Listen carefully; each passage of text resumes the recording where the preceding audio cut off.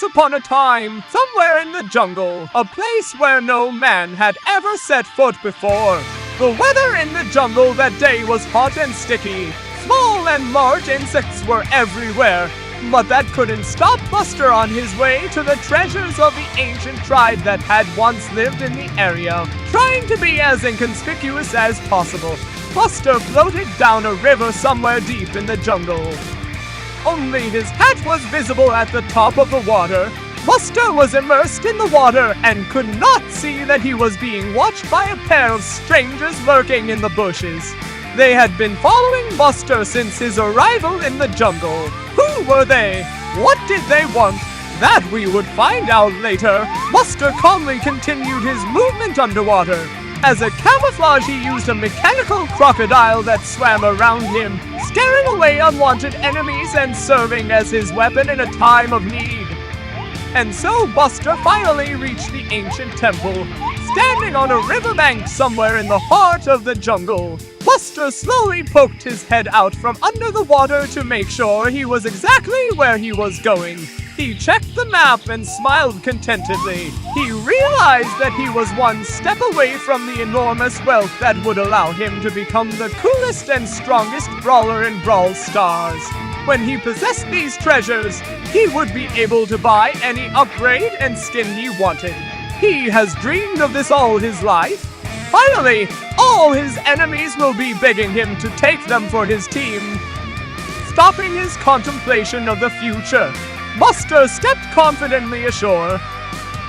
But Buster wasn't the only one looking for the treasure of an ancient, mysterious civilization. Fang and Macy wanted to find the mysterious temple with a treasure too. After all, who doesn't want to be the coolest brawler in Brawl City? Of course, everyone does. But the question is who has the very brave spirit and courage to overcome all the traps set by the guards of the ancient treasures, and who can defeat the guards themselves, who have been guarding these treasures for hundreds of years. A stone with traces of huge cracks left by the claws of some monster caught Fang and Maisie's attention. They stepped closer to look at it. Fang gently ran his hand over the scratches, trying to see if they were real scratches left by some unknown monster. Who could have done this? Someone who has such big claws must be pretty huge in height and weight, which means it would be hard to defeat, Fang thought, and took his hand off the stone. What do you think, Macy? He asked. Macy looked thoughtfully at the stone. I don't know, Fang, she answered. But then suddenly it was as if an electric current had struck her, because she realized who it could be. Her grandfather had once told of a treasure keeper who looked like a huge stone machine with claws like a jaguar, and inside that machine sat an ancient warrior who controlled it. Macy remembered how this story had frightened her as a child. Little shivers ran through her body. Just as Buster stepped ashore and was about to enter the temple to retrieve his treasure, the huge torches on either side of the entrance lit up brightly, illuminating everything around him. The torches were so big that Buster was instantly sweating from their heat. Or maybe it was the fact that he hadn't really expected it, and he was scared. The torches were followed by a bright light inside the ancient temple. The light was ominous and did not bode well for Buster. Some strange and powerful sound, like the sound of thunder, was heard in the sky. Buster looked up to the sky and saw, against the glittering sun, a black dot, which was rapidly increasing. Buster did not immediately understand what it was, but he sensed that this was what his growing problems looked like. Just a second later, a huge mechanical monster made of stone landed in the river next to him at breakneck speed. A high wave of water covered Buster completely and almost knocked him down. But Buster held on. This was not the first time he had faced such an opponent. Buster stood firmly on his feet, looking straight into the eyes of the monster. The monster had huge stone claws on its paws. When Buster looked closely at it, he saw a warrior inside the monster, reminiscent of a Brawl City fighter named Meg. Only this warrior wore a strange mask and looked like a warrior from the distant past. Buster realized that this warrior controlled the monster, and that he had to defeat the warrior who controlled the monster in order to defeat the monster itself. The monster raised its clawed palm and pointed it at Buster. The warrior controlling the monster pressed several buttons and jerked a couple of levers, and then energy began to gather around the monster's paw, which by all appearances was to gather into one hole and hit Buster directly. Buster didn't wait to be turned to dust and decided to act. He grabbed his crocodile and rushed sharply to the side. As soon as he did, the beam hit exactly where he had just stood. The stone monster threw up its second paw, taking aim at Buster. Without a second thought, Buster leapt from his seat and ran away. He knew that he alone could not defeat such a formidable opponent.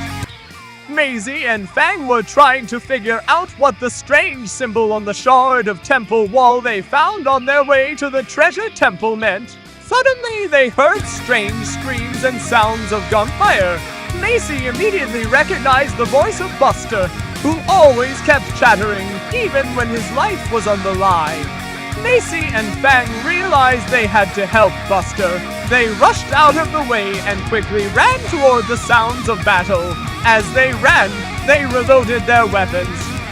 The mechanical ancient monster persistently pursued Buster. It must be admitted that the warrior skillfully manipulated the monster. He deftly used the levers and buttons sitting inside the monster. From the cockpit, Buster looked so small that it looked like the monster was about to crush him like an ant. But Buster was not the kind of brawler who gave up so easily. He knew how to navigate quickly, without stopping, right on the run. He turned and fired from his mechanical crocodile, a net that was charged with a special superpowered energy that could make even a monster like that stop. The first net flew past, but Buster did not give up and fired again, this time firing several nets at once, one of which hit exactly at the monster and energized it, paralyzing its movements. Something jammed inside the mechanical beast and it collapsed helplessly into the river, exploding immediately. The explosion covered everything around it for a split second. Buster thought he'd finally taken down the enemy, but at the same moment he saw something fly into the sky from the clouds of smoke emanating from the burning mechanical monster. When he looked closely, he realized that it was the same warrior who controlled the beast. The warrior, like a ninja, descended to the ground in a smooth and lightning-like motion. The warrior had a blaster in his hand. Interesting technology, thought Buster, looking at the blaster warrior. At the same second, two more warriors appeared behind the warrior's back. Buster realized that in this situation it was better to retreat. A grimace of fright appeared on his face, although he had always tried so hard to be a fearless warrior. But here he felt that he himself might soon become one of the memories that Brawl Stars fighters would be discussing over lunch between battles. The thought gave his legs an acceleration. He ran as fast as he could away. When Buster looked back, he could see his pursuers. It was a guy who looked a lot like Colt, but had the habits of a monkey. The second stalker looked like Brawler Max, except that his body had the traits of a leopard. Both of them moved like animals, which gave them a big advantage over Buster. They were faster and stronger. The pursuers leapt at Buster, trying to grab him, but Buster ducked just in time, causing the monkey and the leopard to collide with their foreheads and plunge into the water. This allowed Buster to pull forward slightly. Suddenly, Buster ran out onto the shore of another river, which was more turbulent and faster. That was the end, he thought, but at that moment something stirred on the other bank. Buster looked closer and saw Fang and Macy. What did they want? Were they with those guys chasing me? Buster frantically tried to comprehend the situation. Macy raised her gun hand and aimed it right at Buster. That's it. Now I'm really screwed, Buster thought. Get down! Maisie yelled and fired. Buster realized that Maisie was shooting at enemies who were following him and quickly ducked down. Maisie's shot flew past the leopard fighter. Maisie rushed into the fight, not waiting for the enemy to retaliate. Spreading out, she jumped straight toward the rushing, fast-running river. Flying to the nearest rock sticking out of the river, Maisie shot at it. A stream of energy burst from Maisie's cannon and smashed into the rock, pushing her off the ground and allowing her to make another big jump that took her to the other side of the river. Landing among her enemies, Maisie fired her cannon straight into the ground. This particular shot created a huge blast wave that knocked the enemies chasing Buster aside, forcing them to stop and start thinking about what to do next. Maisie looked directly into the eyes of the head treasure keeper, as if trying to tell them that they had better disperse peacefully before they kill each other in vain. Her gaze told her it was better to negotiate now, though that was not her tradition. She would have loved to go on fighting, for she loved the battles in the arena of Brawl City, but now she knew it wasn't worth it. The treasure keeper clearly did not share her point of view and wanted to punish the insolent man who had dared to break into their temple and try to steal their treasure. You could read in her eyes that she would go all the way, though who could know until the end what was going on in her head? This is an ancient civilization that was still unknown to anyone, so they could have had anything on their minds. Maisie decided not to take any chances. She realized that it would be useless and dangerous for their lives to persuade Buster, for he would try to the last man to get his hands on the treasure. So she simply grabbed him, put him in her arms, and ran to the edge of the waterfall, for that was their only chance of salvation. The treasure keepers weren't expecting Maisie to do that, so they froze for a moment in bewilderment. Spreading out well, Maisie jumped off the cliff with Buster in her arms. Their Fang was already waiting with an inflatable boat to take them to their airplane, on which they were to return home to Brawl City. The treasure remained untouched in a temple deep in the jungle, still guarded to this day by Banana's Colt, Leopard Max, and Jaguar Spirit Meg. At the time, Buster and Fang were two of the biggest action stars in Brawlywood. They worked together on many blockbusters, but above all they were known for their recklessness and were constantly getting into trouble on the set. So the studio hired Maisie, a stern and impassioned safety assistant, to keep them in line. Maisie was used to dealing with difficult actors, but Buster and Fang were of a different level. They constantly ignored her safety instructions and performed stunts as they pleased, often resulting in injuries and costly delays during filming. Despite their constant disregard for her authority, Maisie had a soft spot for these two actors. She saw them as a couple of big kids who needed a stern hand to keep them in line. She even thought about how great it would be to have two brothers like that, and whenever they got into trouble, she would always be there to bail them out. One day, Buster and Fang were starring in a high-speed chase scene.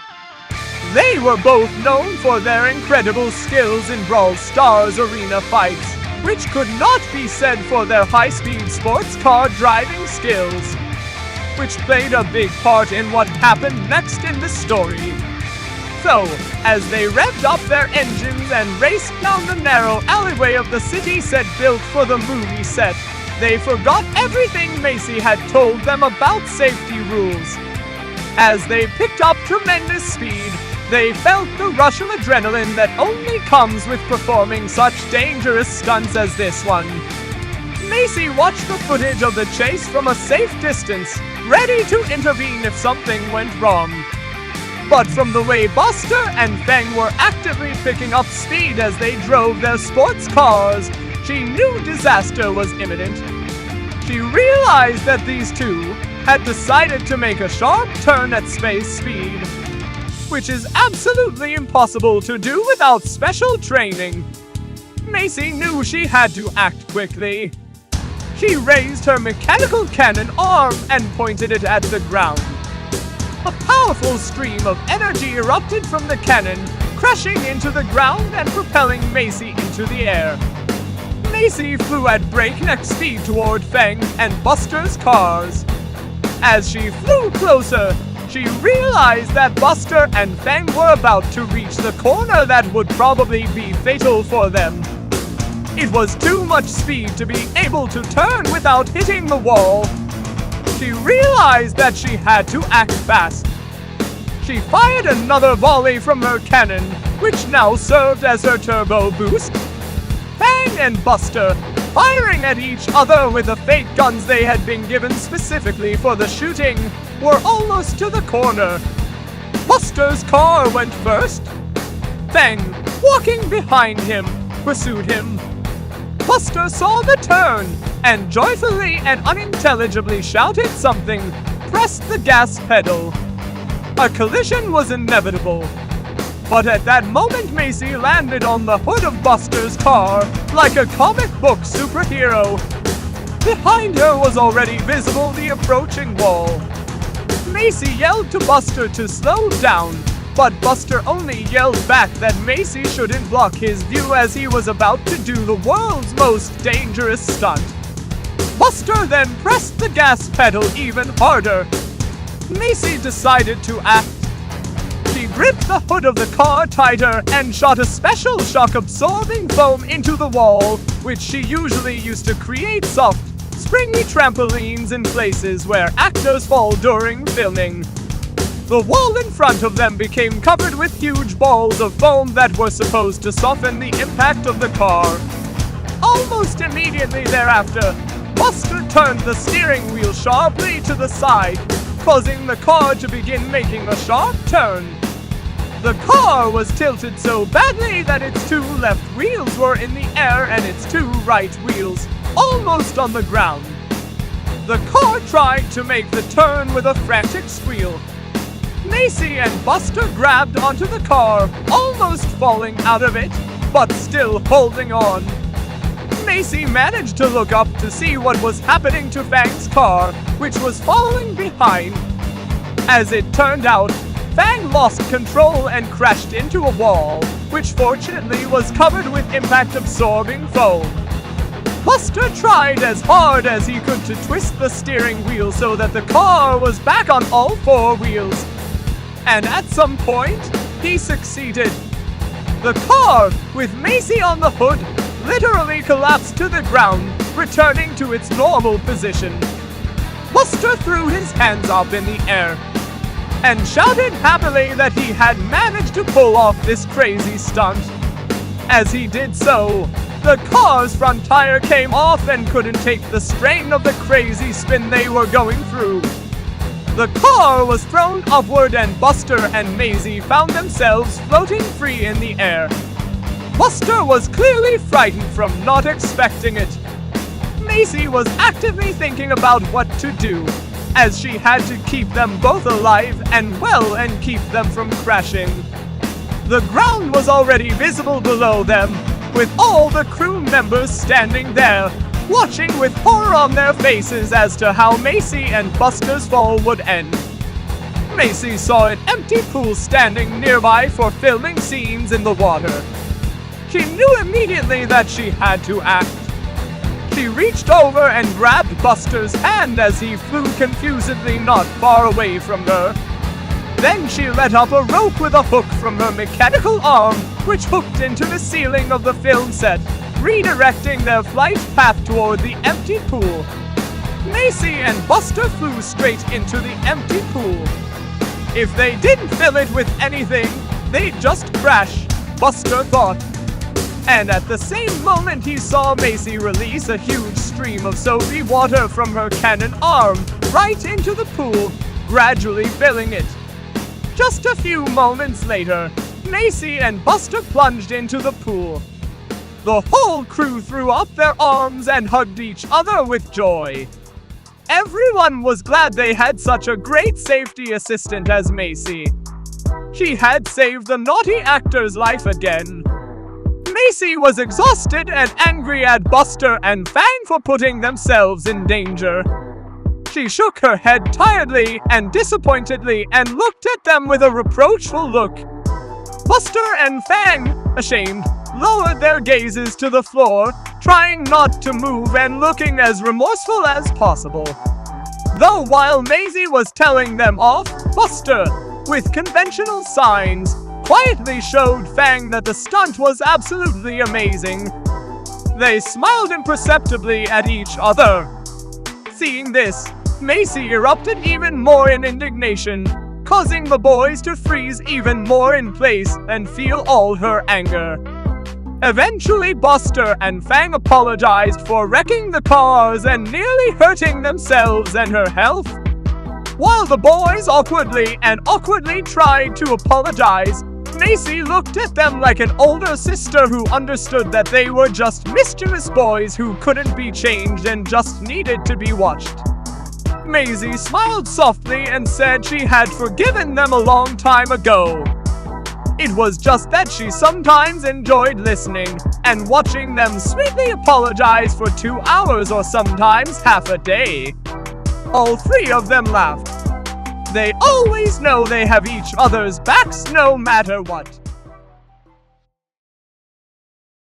Pam was a tough and nurturing brawler who was always there for her teammates in the Brawl Stars arena. One day, during a particularly intense battle, Pam found herself in a tight spot. She was outnumbered and outgunned, with enemies closing in from all sides. Just when it seemed like all hope was lost, a monstrous creature charged into the fray, smashing through the enemy lines with ease. It was Frank, a brawler known for his incredible strength and resilience. Frank fought back the enemy brawlers with his powerful attacks, creating an opening for Pam to escape. Pam was amazed by Frank's strength and bravery, and she couldn't help but feel drawn to him. After the battle, Pam sought out Frank to thank him for saving her life. They struck up a conversation, and before long, they found themselves spending more and more time together. They battled together, healed each other's wounds, and shared their stories of bravery and resilience. As they spent more time together, Pam and Frank quickly became an unstoppable duo in the arena. Pam used her turret to protect them from enemy fire, while Frank charged into battle, crushing their opponents with his powerful attacks. During one particularly intense battle, Pam spotted Frank in the fray, battling with all his might. She watched Dino as he took down enemy brawlers left and right, his attacks devastating and precise. Pam knew then that she was falling in love with Frank. She admired his strength, his determination, and his unwavering loyalty to his teammates. She knew that she had to tell him how she felt. One day, after another hard-fought battle, Pam worked up the courage to confess her feelings to Frank. "Frank, I know we've only known each other for a short time, but I can't help but feel that I'm falling in love with you," she said. Frank was surprised, but also touched by Pam's honesty and vulnerability. He thanked her for her bravery and told her that he too was falling in love with her. From that day on, Pam and Frank fought battles together, always at each other's side, and always in love. They knew that they were stronger together than they could ever be alone, and they vowed to never let anything come between them. Okay, so like Colt's story started a long time ago, when his parents were Brawl Stars fighters, who came to the jungle to train and find new inspiration for their fighting moves. During their trip, a group of bandits attacked them, stole their supplies, and left them to die. Colt miraculously survived but was left alone and helpless in the jungle. Several weeks passed after Colt's parents died. In search of food, he wandered through the jungle and unexpectedly stumbled upon a tribe of mischievous monkeys. They swung on vines, played games, and caused all sorts of mischief. Feeling curious, Colt approached the monkeys. He greeted them in sign language as best he could, even though he was scared of them. The monkeys nodded in response.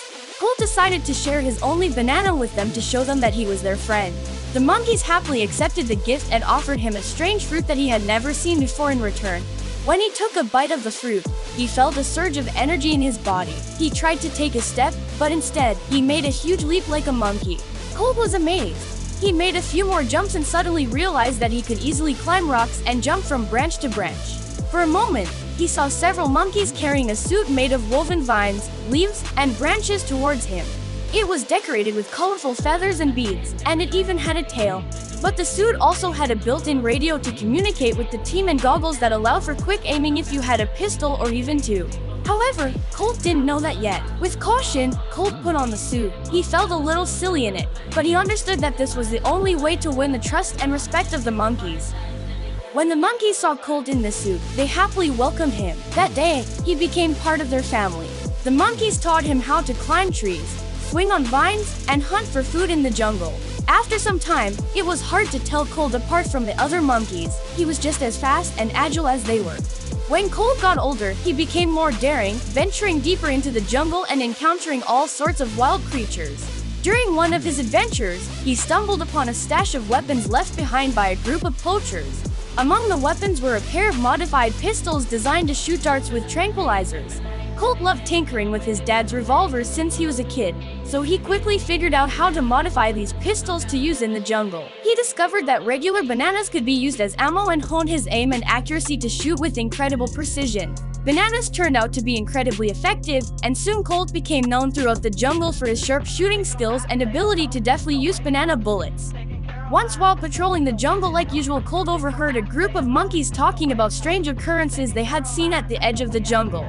They were saying they saw robotic creatures hiding out there, making weird sounds. Colt thought this could be a serious threat to his tribe and decided to scope out what those robots were all about. Following the animals' descriptions, he tracked the robots to a hidden clearing in the depths of the jungle. Approaching the clearing, he saw the main evil robot leading the pack. It was tall and scary, with glowing red eyes and sharp metallic lips. It had a cold, calculating gaze and a fierce determination to conquer the jungle and its inhabitants. Colt watched from his jungle hideout as the robots set up their base camp, equipped with advanced technology and weapons. He knew he had to act fast to prevent them from harming the jungle and its creatures. So, for the next few weeks, he devoted himself to planning and preparing for the upcoming battle. He trained his monkey friends to act as scouts, gathering information about the robots' movements and weak spots. He also started experimenting with different types of fruits and vegetables, hoping to find a new way to defeat the robots. To prepare for the battle, Colt tirelessly trained, honing his skills in accurate shooting and working on his monkey agility. He scouted the jungle and gathered supplies, crafted traps and makeshift weapons from vines, leaves, and other materials. He even enlisted the help of his monkey friends, teaching them to fight alongside him in the upcoming battle.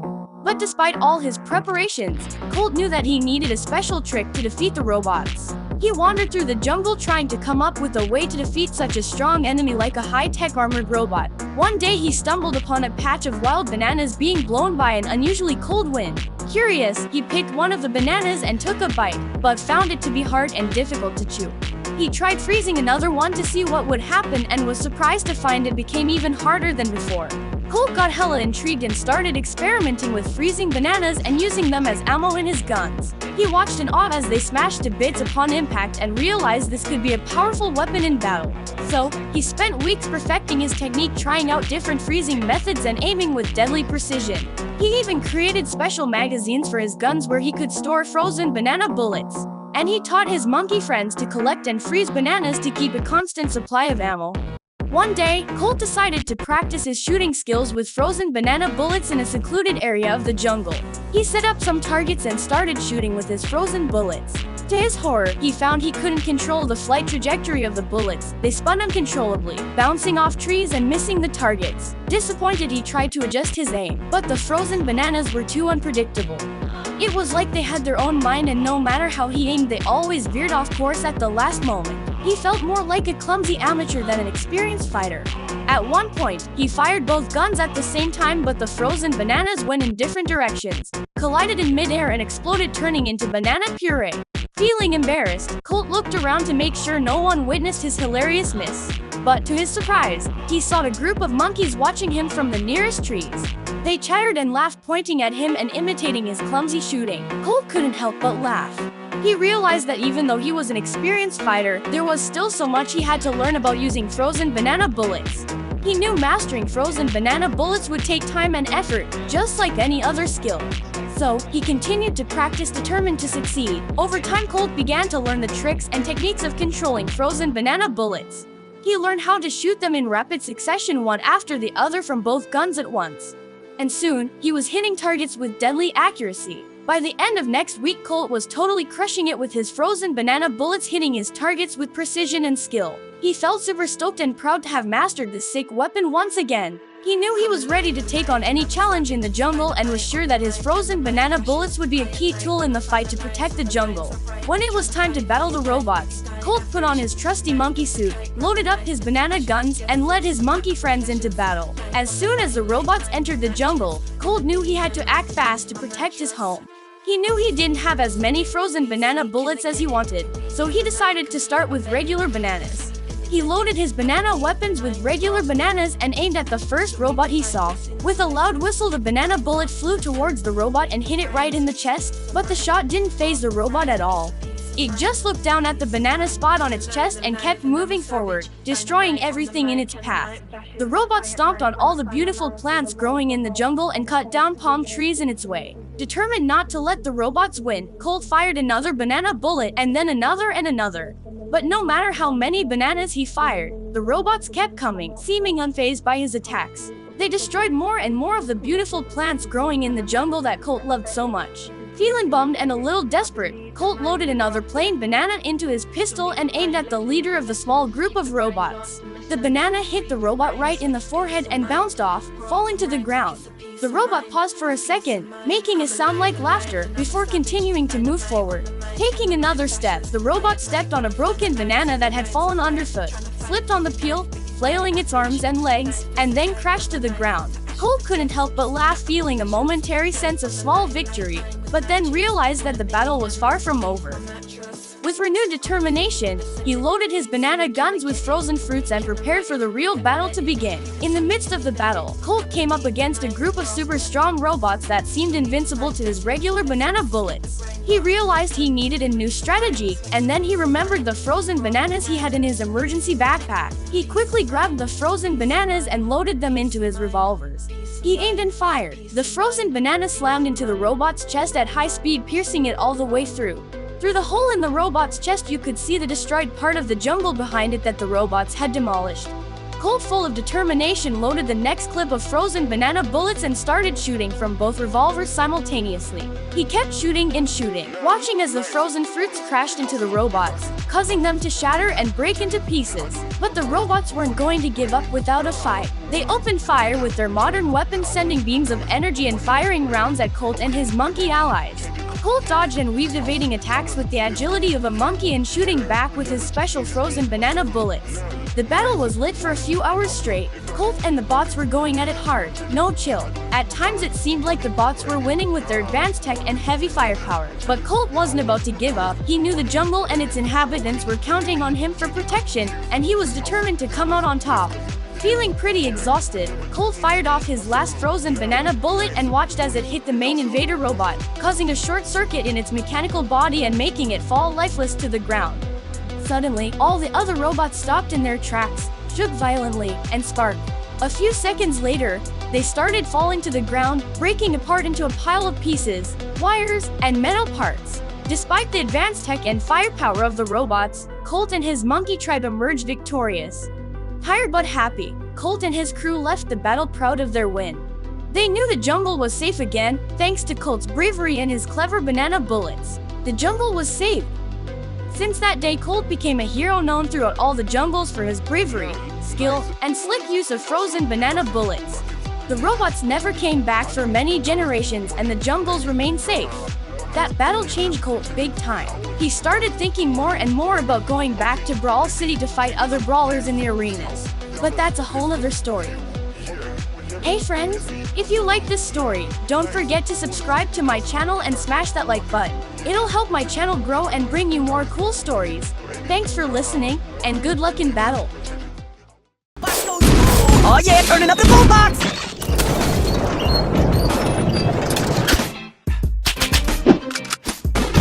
The box goes boom!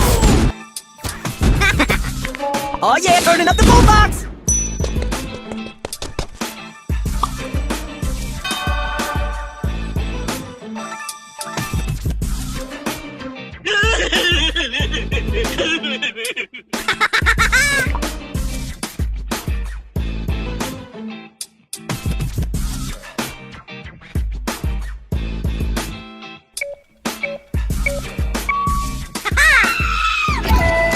You gotta be kidding! Let's go! Así me gusta.